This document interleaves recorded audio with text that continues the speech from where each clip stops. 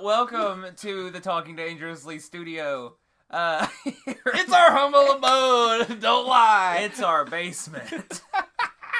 EC Dangerously here with J. Robert Metcalf, and we are on the road to the Paul Morton Cup. If you are watching this as it goes up on YouTube, Paul Morton Cup is tomorrow at the Chucky Dome in Chucky, Tennessee. Tickets are $10. Doors open at 4. The show starts at 5. We're going to have a lot of fun with it. Rob and I are just chilling. We're going to break down the Paul Morton Cup card. We're going to give our predictions. And the best part is, because hopefully we will be doing more Talking Dangerously like this, we're gonna crown the first ever Talking Dangerously champion. Okay, so is it predictions based? Wait a second. So whoever gets the most right on the Paul Morton Cup? Yes. Okay, So, okay. let's put that more in the center. We're going to crown the first ever Talking Dangerously champion based on our predictions for the Paul Morton Cup. Got this. So we're going to break down the card for you guys. We're going to go over some of the stories. That bell's not going to sit there. No, it's not. This is very obviously very informal.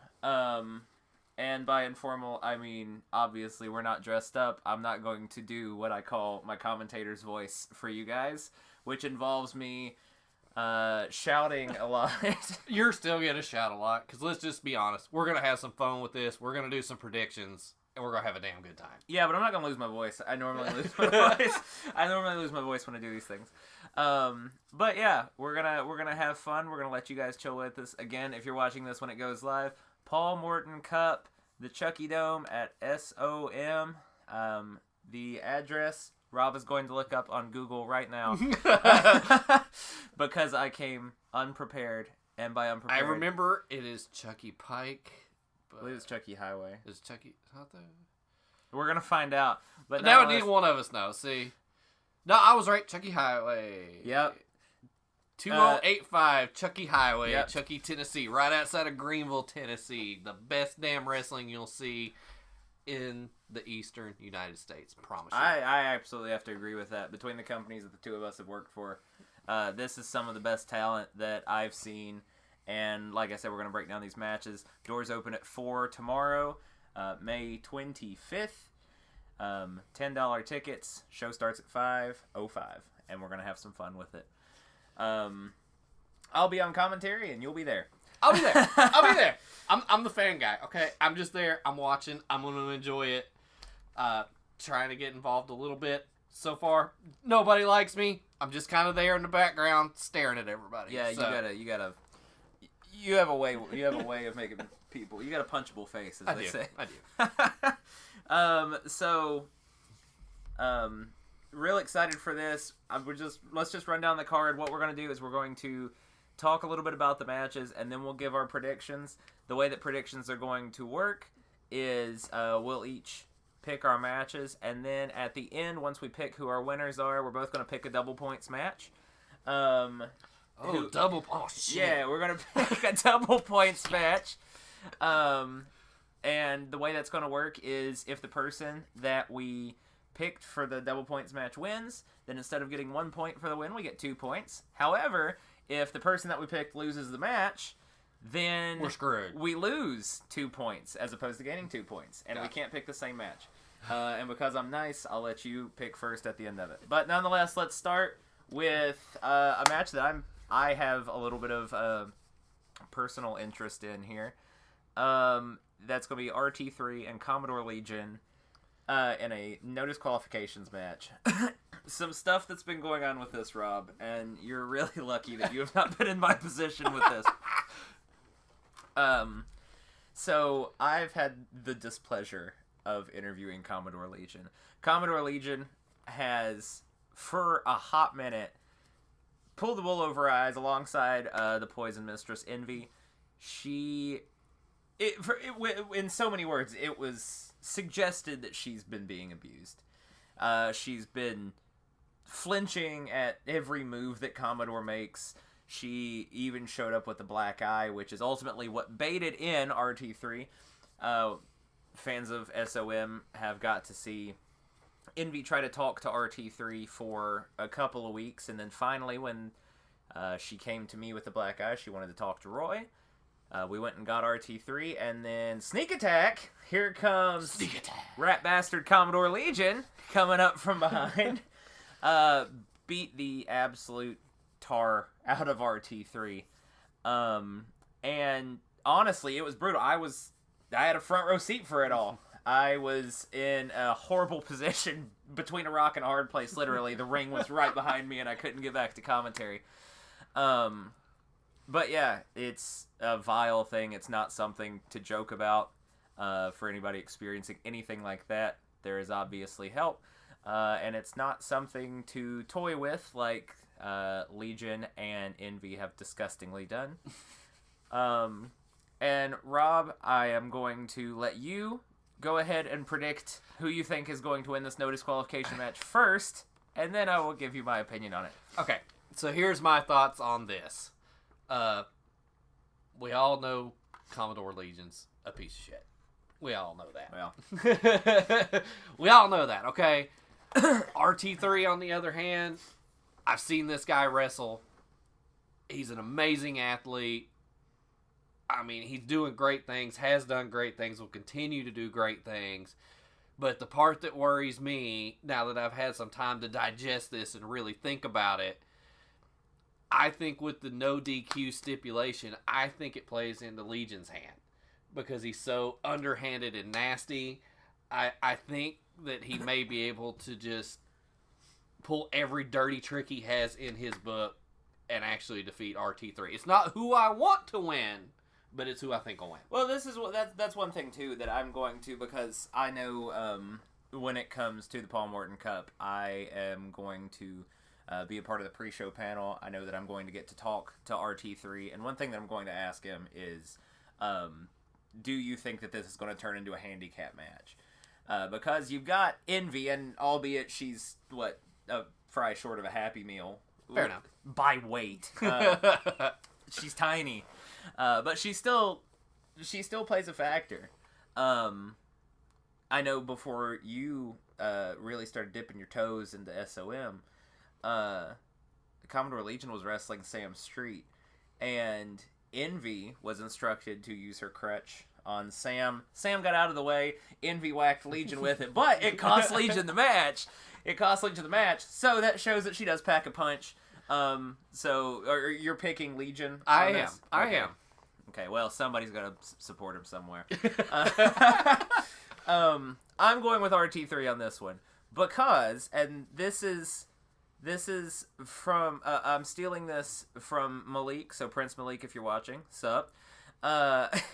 He once told me that the reason he likes RT3 is because RT3's moving up the ranks, and his exact words were, he's plowing through the competition. And with that spear, he 100% is plowing through the competition. If you have not witnessed RT3's spear in person, you see a person's soul leave their body.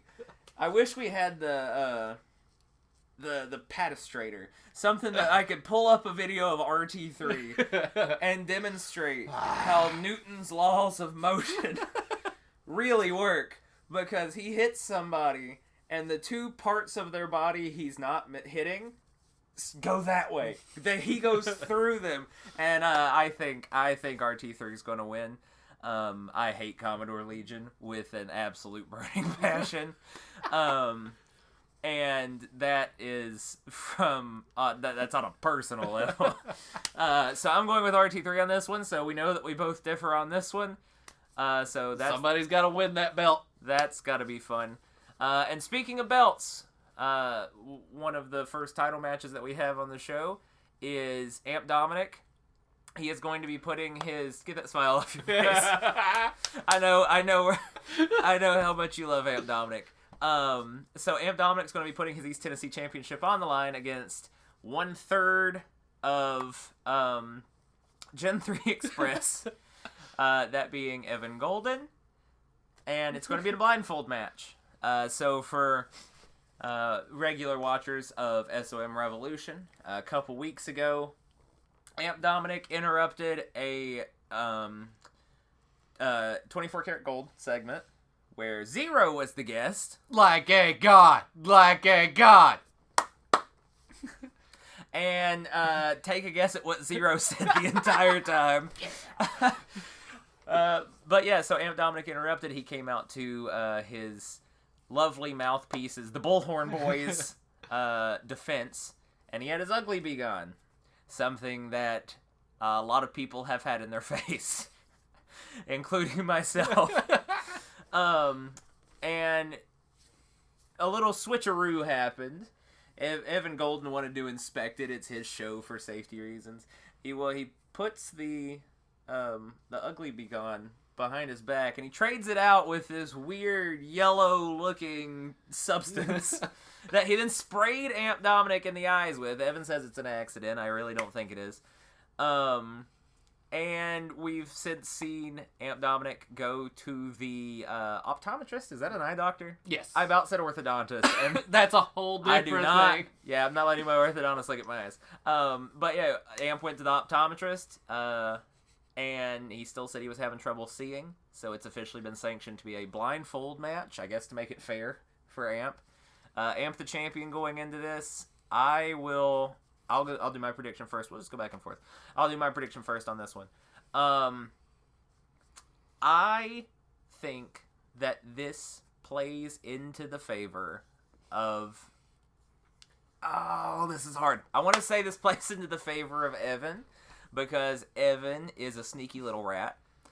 Now, this is a weird match, because these are two guys that the crowd loves to hate, but they're going to have to love one person more than the other. And I think that because of what's happened with Amp Dominic, Amp might have the crowd a little more on his side or on his back or however he likes the crowd to have him. But I think that this plays into the favor of Evan. I think that Evan definitely has momentum going into this. I have no clue what Amp has been doing since the eye... I don't know if there's rehab for this. But on top of that, Evan won the right to face for this title in a gauntlet match. Of course, RT3 would have won that had Commodore not interrupted. But we know where that got us.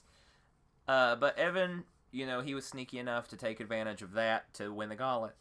And I think that Evan may actually be able to take advantage of Amp Dominic here. And I hate saying take advantage of Amp Dominic because I know how the Amp fans take it. But I think Evan may come out on top in this one.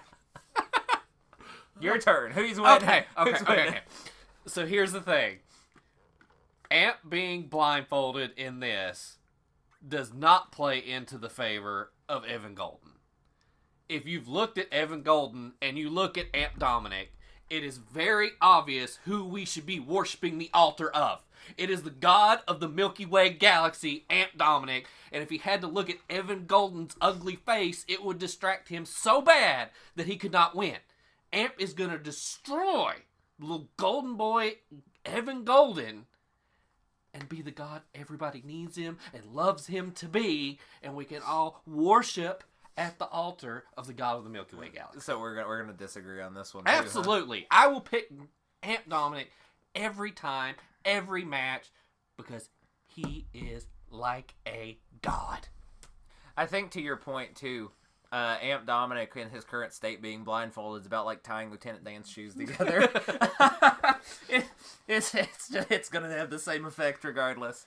But we're going to differ on that one. I'm going to go with Evan Golden on that one, and you can have Amp. Next match. Amp's my champ.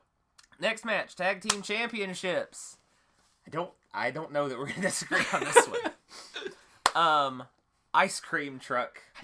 They finally, after such a long time, after the battles with KC Kazana, Brother Michael Gabriel, even curly-headed Evan Golden, Ice Cream Truck is finally going to get their shots at the East Tennessee Tag Team Championships. And I am so excited for this as the official spokesperson of Ice Cream Truck. If you come to the Chucky Dome tomorrow for the Paul Morton Cup, the 10th anniversary Paul Morton Cup, you can get your Ice Cream Truck merchandise. There's a merch table right next to the commentary table. They've got everything. They got coloring books. They got keychains. They've got autographed pictures. They've got unautographed pictures. Baby onesies. I seen them myself. Yes, they do have baby onesies. Does your baby like ice cream truck? Get him a onesie. And if they don't, they should. I think you know who we're picking. But this is the thing. As of right now, and I talked to Scotty B earlier. I heard that tomorrow, right when we start our pre-show festivities, an hour before bell time, we will find out what 2 members of Gen 3 Express are going to be defending the tag titles. A lot of wrestling fans know about the Freebird rule. Gen 3 has been calling it the Express Clause, saying that any of them can defend the tag team titles. And as of right now, we have no clue who is going to be defending those belts. Does it matter against Ice Cream Truck? Because, I mean, you got Dump Truck and Squeaks the Clown. You're never going to let me let that down. Squeaks! Yeah. But this is the thing. I think that it does matter. Because, let's think. The 3 people in Gen 3 Express. Casey Kazana, he is by far the brute force. Mm-hmm. He's the brawn of the group. In a situation where Casey Kazana is in the tag team title match, I think that he is probably the only one who can match power for power with Dump Truck and Squeaks. Because Dump Truck and Squeaks, they are not small guys. No. Big and tall stores make money off of Dump Truck and Squeaks. Yeah. Absolutely. And I think that when it comes to power, and possibly even lifting up one of those 2, it's going to be Casey Kazana that would have to meet them for that. Michael Gabriel, he is the brains of the operation. He is, as confirmed, the only one in the team that can read. And I think that if it comes to maybe outsmarting Ice Cream Truck, that's going to come down to Gabriel being in the match. I would say that if Michael Gabriel is in the match, he has to know that Gen 3 Express cannot lose the tag team titles by disqualification or countout. And since he can't match power like KC can, may try to go for a countout in that one. I know nobody wants to see that, but nobody really wants to see Gen 3 Express with the belts. So, Ice Cream Truck. That's all we care. Ice Cream Truck. But then the other option is, does Evan Golden pull double duty? It is quite possible. Evan Golden, of course, is going to be in the blindfold match for the East Tennessee title. But, we've seen him do it before. We've seen Evan Golden go from one match to another simply because somebody's not there, somebody's not feeling well. Casey Kazana's got a headache. You never know. I'll give him that. Evan Golden will show up to work. I'll give him that. But I don't see any scenario where they can come away with these tag titles. I think Ice Cream Truck's on such a roll right now that you're not gonna be able to stop that delicious ice cream. It's gonna make everybody's popsicles melt. Well, we're both going for ICT, baby. ICT, Ice Cream Truck, new SOM East Tennessee Tag Team Champions. I believe, Rob believes. I think the best chance that they have is for Casey Kazana to show up. But nonetheless, tomorrow, Chucky Dome, we will find out an hour before the show starts what 2 members are going to be defending those tag team championships for Gen 3 Express. Casey Kazana, brother Michael Gabriel, Evan Golden. All options. We will have the answer for you at 4 o'clock tomorrow at the Chucky Dome. You're not going to want to miss it. 10th anniversary Paul Morton Cup. Make sure you're there. Moving on. This is a match that's exciting. The Hybrid Championship match. Sleazy Sean Carson. Maya Ferrari's going to be in his corner as he defends the Hybrid Championship against Sam Street. And if you're curious how we got here, it all really started even before I showed up. One of my first days on the job at SOM, I was talking to Sam Street and just getting the rundown of how it had been at SOM for her. And she was talking about how she's been put up against girls that play with dolls and goofs and masks. I think we know who you're referencing. We're talking about El Scorpio. But yeah, she's been put up against these strange characters. She wanted real competition, and a few weeks ago we had a battle royal to determine who was going to face the hybrid champion at Paul Morton Cup. And Sam Street last eliminated Brandon Moore and Jackson Black at the end of that. And this is the thing that's the most interesting to me about it. So I know sleazy Sean Carson has no issues hitting a girl. No, absolutely. But Sam Street hits harder than almost anybody that I've seen. Sam Street is pretty and powerful. That's what I've called her since day one. And I think that we see a new hybrid champion walking out of Paul Morton Cup. That's just me. I'm a huge Sam Street fan. I think that we're going to have a new hybrid champion. But the big question for me is because when Maya Ferrari returned to SOM, she returned in the corner of Sam Street. And now, for whatever reason, Maya Ferrari is in the corner of sleazy Sean Carson. So, does the sleazeball... That is such a weird... Does the sleazeball, but it's grammatically correct. Does the sleazeball have something up his sleeve? Up his sleeves. Quality content here in the Talking Dangerously studio.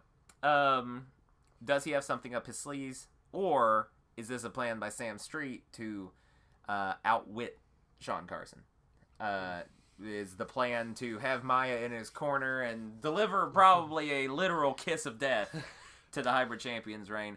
Nonetheless, I pick Sam Street in this one. What you think, Rob? See, this is another one.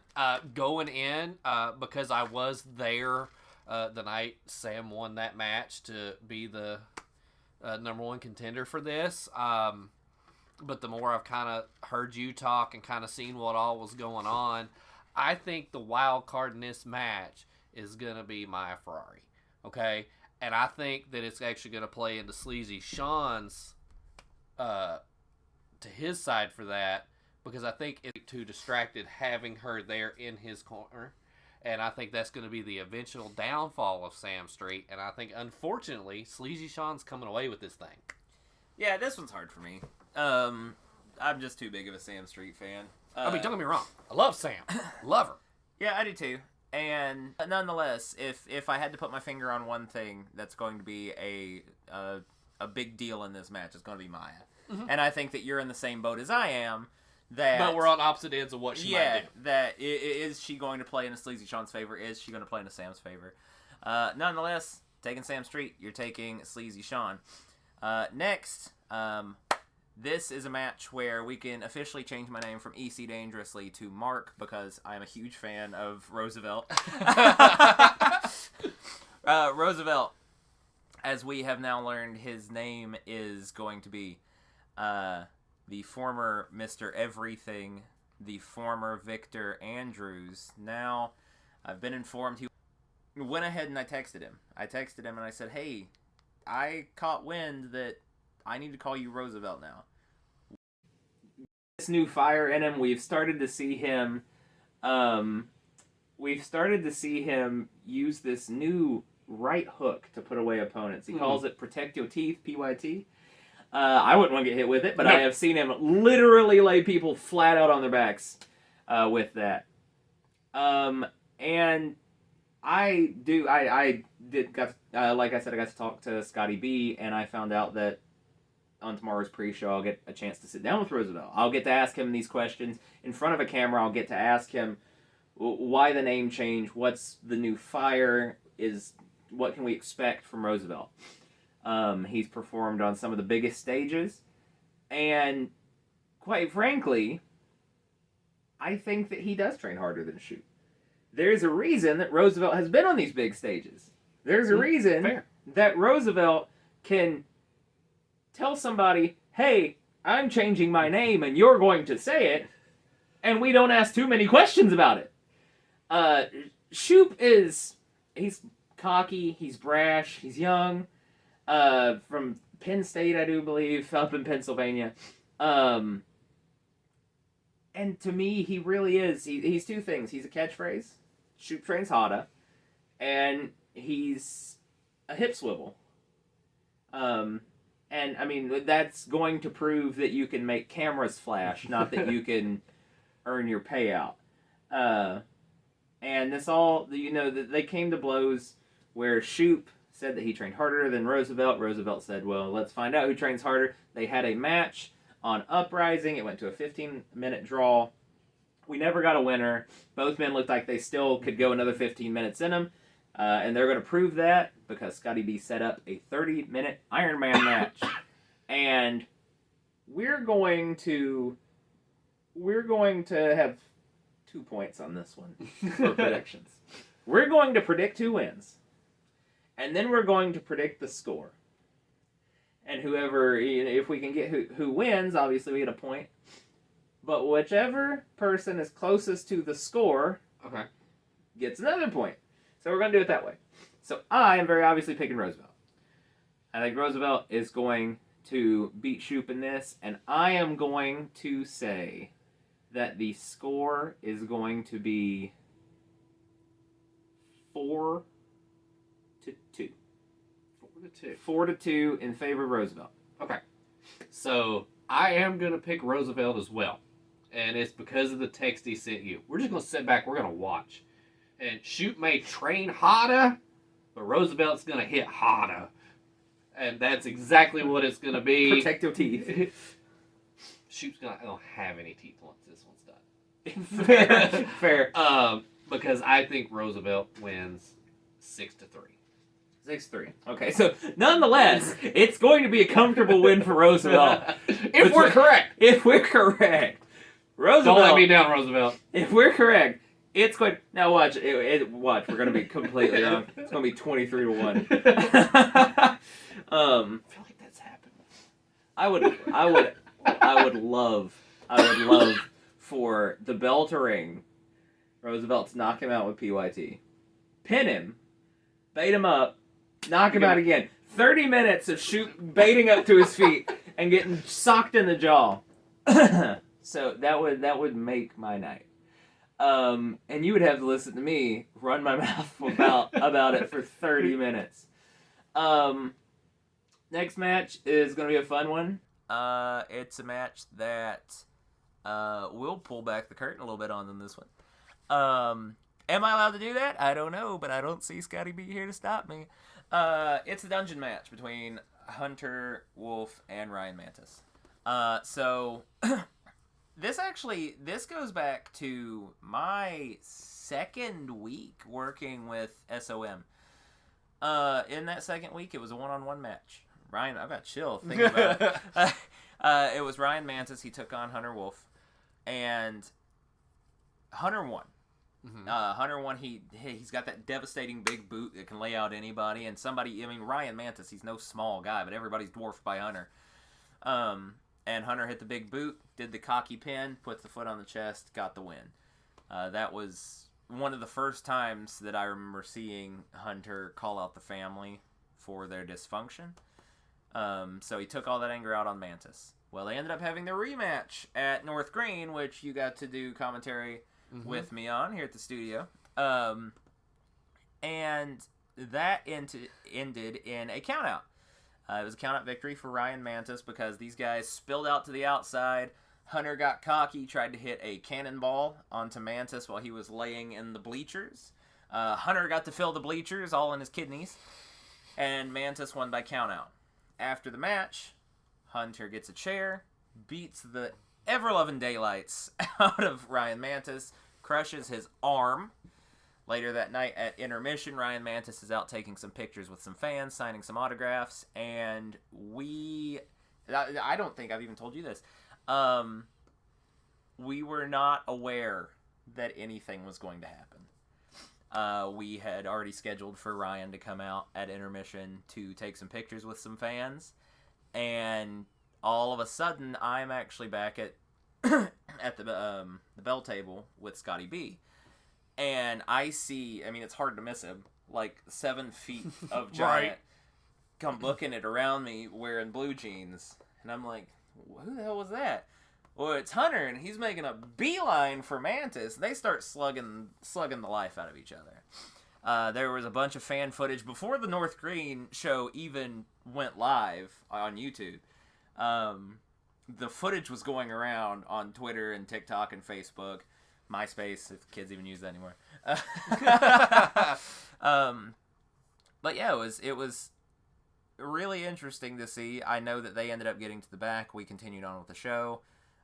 Scott went and dealt with that. I have no clue what the repercussions were for Hunter. All I know was that at the end of the show, I was told that in a couple weeks on Uprising, we're going to get a no-holds-barred match between the two. And it was horrifying. Yes. If you have not seen the no-holds-barred match between Hunter Wolf and Ryan Mantis, go back a couple weeks on Uprising and find that, because it involved almost every chair that we had unused at the Chucky Dome getting into the ring.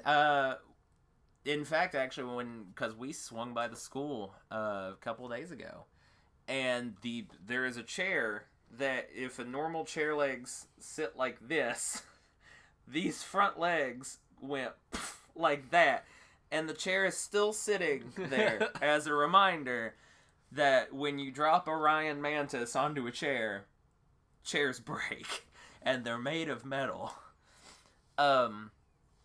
Nonetheless, like I said, I'm going to pull back the curtain a little bit on this one.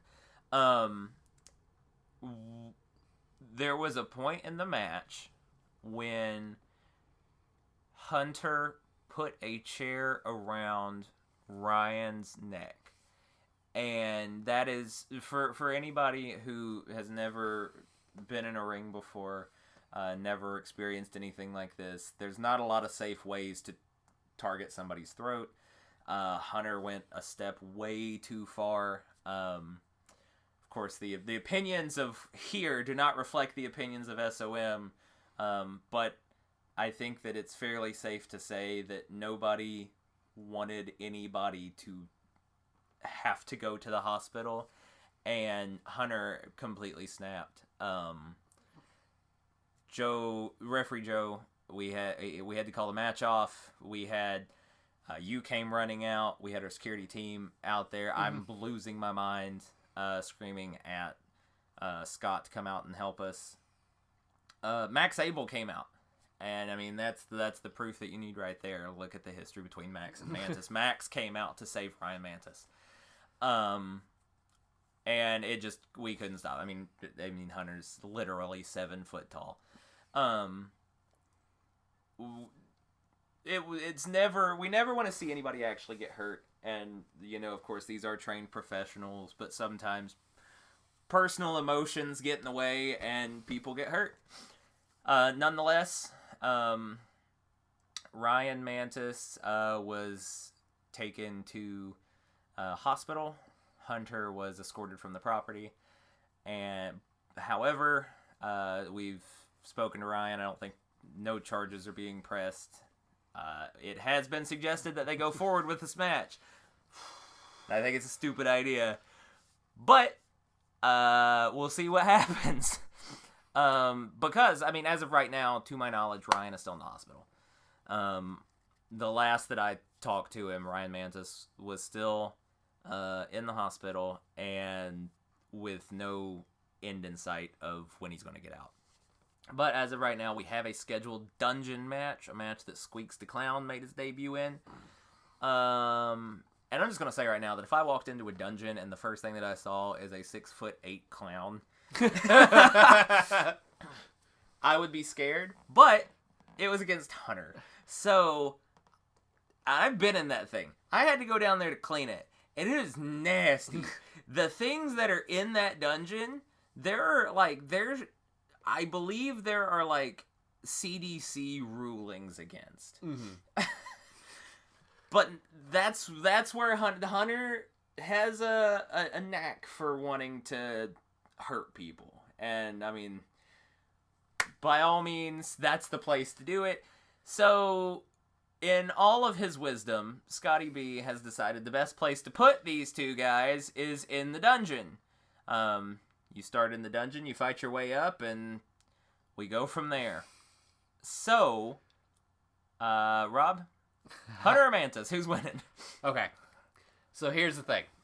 Like EC just said, I had a chance to kind of see this up close and personal, whether I wanted to or not, because of how out of hand that got. Mm-hmm. And I've done some work in some other promotions and everything before. I mean, I've been punched in the face. I've been in a rumble. I've been kicked. I've been thrown into poles. Nothing has ever scared me more than the look on Hunter's face. And that. He's just straight out for blood at this point. If I was Mantis, I wouldn't even take this match. Honestly, Mantis, if you're watching this, don't do it. Just quit. Go away.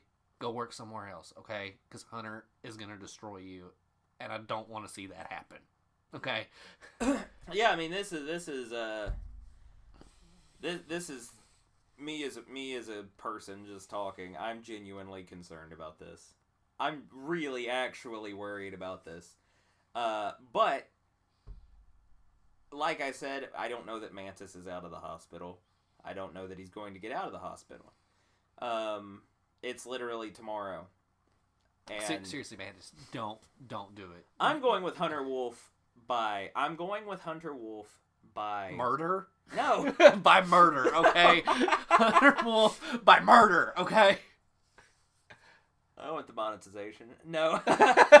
No, I'm going with Hunter by just no show. Forfeit, I guess technically would be it. That would be the smart thing, man. I don't even know that's going to be his call. Like the fact, because we had to, like, and this is just something if you've been to the Chucky Dome, you've seen those tight turns. Like, we don't have a gurney just laying around. We had to wait for an ambulance to get there. So luckily we had the old Judas wheelchair that we used to have our old friend in, and we were able to get him to the back after he was booted in the face by Hunter. That's a big boot. It's a big boot. That is a big boot. When we call it a big boot for anybody else, no, that's just a boot. Because when Hunter does it, that's a big boot. But no, seriously, it's hard to watch. If you go back and rewatch it, it's really difficult. But I have no clue that Mantis is getting out of the hospital. I'm going with Hunter on this one. But yeah, so you're with Hunter on this one too? I am. Cool. Does that lead us to... You've got the card there. I do have the card. You should know it. You do commentary. I do not. Oh, darn. Let's see. I think we've just got 2 matches left. Yeah, we got 2 matches left. All right, let's go with the Paul Morton Cup. The old Paul Morton Cup, Rumble style. This is a hard one to predict. This is a hard one to predict because as of right now, we have no clue who all's going to be in there. We have an idea here and there. We know that Sean Cruz is going to be in there, as the Chucky Dome has dubbed him Mr. Clean. And the name fits. I mean, the name really does fit. We know that Josh Anderson's going to be in there. Zach Thomas is going to be in the Paul Morton Cup. Do you think that we get El Scorpio? Yes, I do think we get El Scorpio, because I'll go ahead and tell you.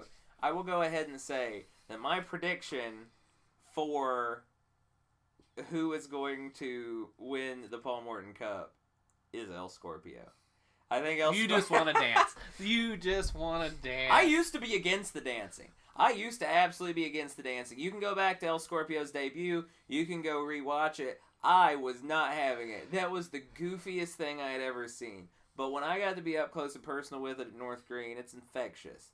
And you know what? After seeing referee Joe do it, it really is. It's blew up his Tinder. It's grossly infectious, and referee Joe has the absolute best bebopping, as I call it. Yeah, because normally El Scorpio, when he does it, he moves his arms, right?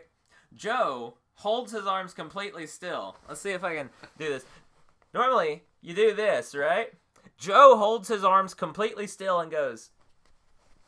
And it's so funny.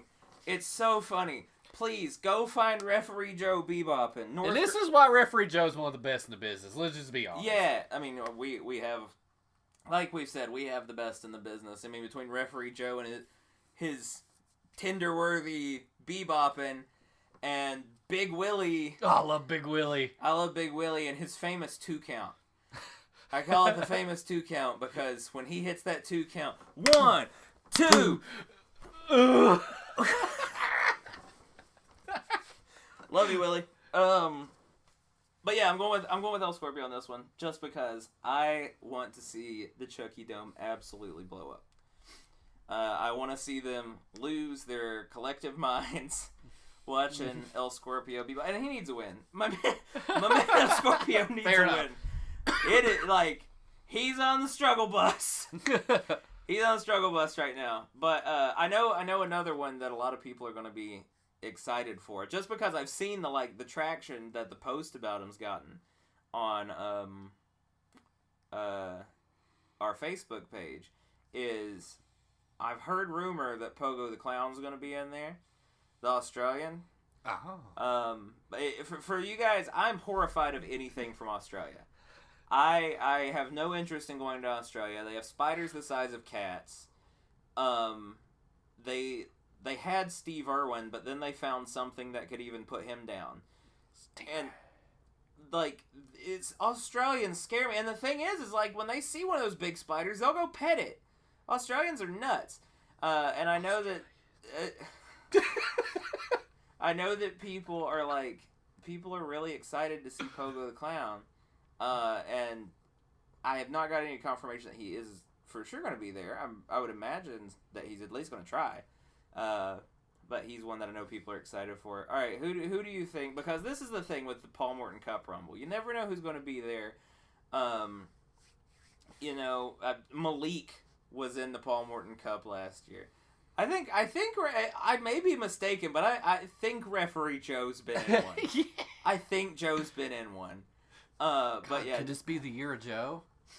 The year of Joe. If he wins, he's got to beef up it. I'm going to pick somebody kind of off the wall because this is somebody I got a chance to kind of talk to when I was there that night backstage. I think I'm not exactly sure what their plan is, but I think they're kind of on a mission to do something big. And I'm going to go with Terrible Terry. The puppet? He's not a puppet, he's real! I talked to him, he's real! But I see it. I'm not sure what exactly he has planned, but there's something big going on with Terrible Terry, okay? I believe in Terrible Terry. I don't know why. But this is what I'm going with. Oh, man, this is what this has devolved into. Hey, don't bring me on if you don't want my opinions, okay? I said this was going to be relaxed, but I think it was relaxed. So for those who don't know who Terrible Terry is, go back and find the Battle Royal from, I believe it was Revolution when it happened. A couple weeks ago on Revolution. Find the Battle Royal where Sam Street wins the #1 contendership to Sean Carson's title. I was not with Prince Malik on commentary. I was with a bulldog puppet that was about this big, that's name was Terrible Terry, that somehow could see and call all of the action. So now, so many people are convinced that Terrible Terry has eyes and a functioning brain. Man, you know what? If Terrible Terry wins the Rumble, I retire. Okay, well, I don't know that you'll be getting any points on that one. I'm a giant Terrible Terry fan, okay? Him and Amp Dominic are my top 2 people, okay? Oh, that's a tag team I want to see. That's a tag team I want to see. What would you call them? Amp and the Tramp? Amp and the Tramp. Oh, man, we need to They could be the Guardians of the Galaxy. Oh, we need to get off of here. All right. So we got one more match, and this is one that it involves another person that I get to talk to tomorrow. This is probably the person I'm least excited to speak with. So Draco is going to defend his SOM championship against Blade Gibson in a last man standing match. How did this all begin? oh boy. Here we go. This was going on way before I even showed up. And it all involves Draco and his alter ego Ghost. And I believe Scotty B is going to be speaking with Blade Gibson on the pre-show for the Paul Morton Cup. And I'm sure we'll get the rundown there. But long story short, Blade Gibson's been trying to win the SOM championship for a while. Well, all of a sudden, this Ghost guy shows up, becomes SOM champion. Sure, why not? He's fun to watch. He's spooky. Ooh. But then at every turn, something would happen, and Blade Gibson he never was able to get this one-on-one shot for the SOM championship. Which, I mean, yeah, that's frustrating, especially when you've won that right. Mm-hmm. Well, Blade was supposed to be facing Ghost for the title, right? And all of a sudden, Draco comes out, beats the daylights out of Blade Gibson. I believe at that point he had already hit referee Joe. If not, it was coming up. Well, then Scotty B comes out, suspends Draco for 30 days. Draco headbutts Scotty, quits the company, dips on out. That was right before I showed up. So I show up, I get to see Ghost, and Ghost, super impressive to watch. Kind of scary. That was a freaky deaky mask, I'll tell you that. But, so I got to see Ghost wrestle, but then there was one episode of Revolution where Ghost was dragging Blade Gibson to the ring, gets him in the ring, beats him up, and then pulls the hood off, and it's Draco. So, Draco, I only assume, now this is my assumption. I assume that Draco is afraid of Blade Gibson. And I don't know if he's listening to this or what, but dude's a coward. And that would explain why all of a sudden he starts hiding behind a mask to do all his dirty work. 2, why when Blade was about to have his one-on-one match, would attack Blade Gibson and then continue to attack Blade Gibson because he knows he can't beat him one-on-one. Blade is the face of perfection. He's a huge fan favorite at the Chucky Dome. Everybody loves him. So you got the crowd behind you. Well, then we finally get to North Green, right? Draco has the opportunity to face for the SOM championship, and he can't put Blade Gibson away. The match is like 30 minutes, and it's phenomenal. It was great. Has one of the best cutters. I'll give Draco this. For the rat bastard he is. The springboard cutter, spoiler alert. Blade Gibson's going up for that perfect shot and gets caught in midair with a cutter. We were sitting here watching on the big screen, and we flew off our seats. And I was there. I knew it was coming. And I still got excited for it. That one, of course, we had to do commentary pre-tape. But then he just can't. He can't beat him. I believe Blade hit his second perfect shot on Draco, and Draco rolls out of the ring. Blade goes to get him. Draco beats him with a chair, gets run off. Because you can't lose a title by count out disqualification. Personally, I think that he just knew that he couldn't beat him. I think he was scared of losing the title. The crowd there was obviously behind Blade Gibson. Mm-hmm. And I'll ask him that. I'll ask him that when I speak to him. I will get the answers on, because, Blade's called him a coward. I call him a coward. The crowd calls him a coward. And I want to know what he's got to say about that. But, so then we lead back to the Chucky Dome. And it comes down to, we're going to have another match, right? We're going to have a match at the Paul Morton Cup. And it's going to be a last man standing match. They have the contract signing. And Draco says some very personal things about Blade Gibson, about his parents, about his personal love life and his relationships, and that strikes a chord with Gibson. They start brawling to the point where Draco's beautiful earring gets ripped out of his ear. Like, we found Draco's earring by the monitor. We found Draco's ear by the crowd. But yeah, they beat the ever-loving life out of each other. And so it's leading to a last man standing match. And if I've not made it perfectly clear, Draco's got nowhere to hide now. Draco's got nowhere to hide. He has to face his demons. He's now pissed off the face of perfection. And I think that we will leave Paul Morton Cup with a new SOM champion in Blade Gibson. Not a chance. No? Not a chance. And I know you like calling Draco a coward and whatever. I don't like calling him that. I don't want to. I don't want to call anybody a coward. I don't want to. Okay, well, either way, you said it, okay? Yeah, I don't want to run down somebody as a person, but, I mean... But, like you said, he had to do all his own dirty work behind the mask. But the thing is, he did all his own dirty work. So, therefore, I don't consider him a coward.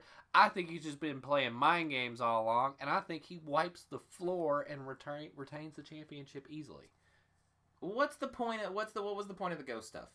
What was the point of the ghost stuff? Because if I recall, I do believe that this is how it happened. My memory is here and there. I believe it comes down to the Bunkhouse Stampede.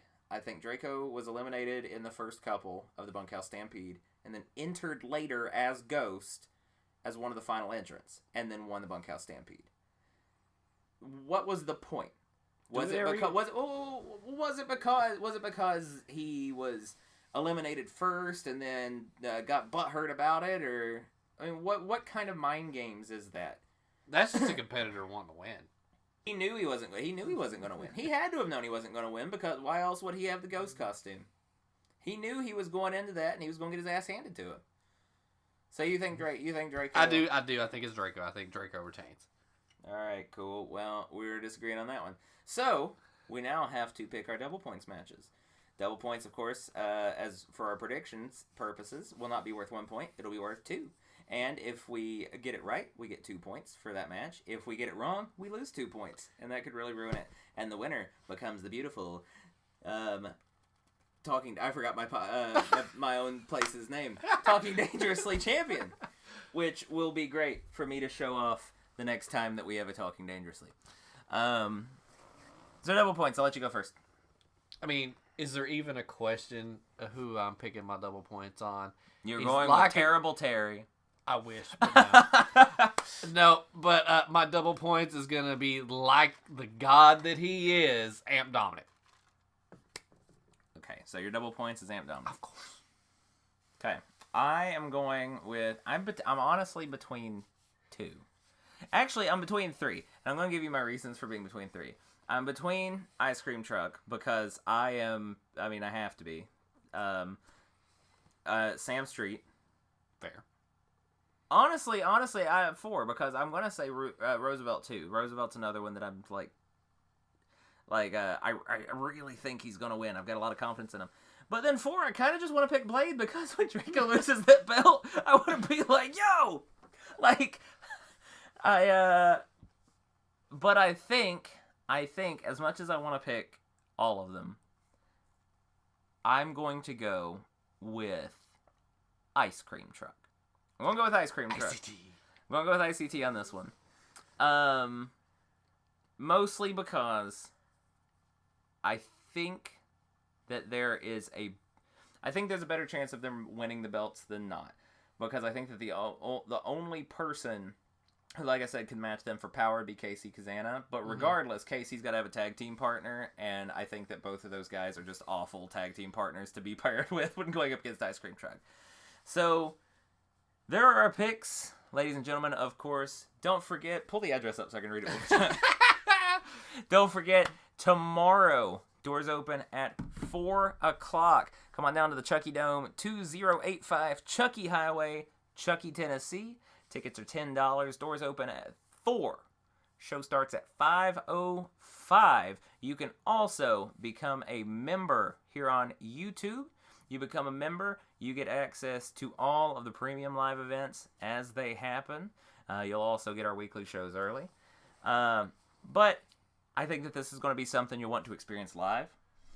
You have that opportunity to watch it here on YouTube. But come on down to the Chucky Dome. We'd love to have you. We'd love to interact with you. Rob's going to be there.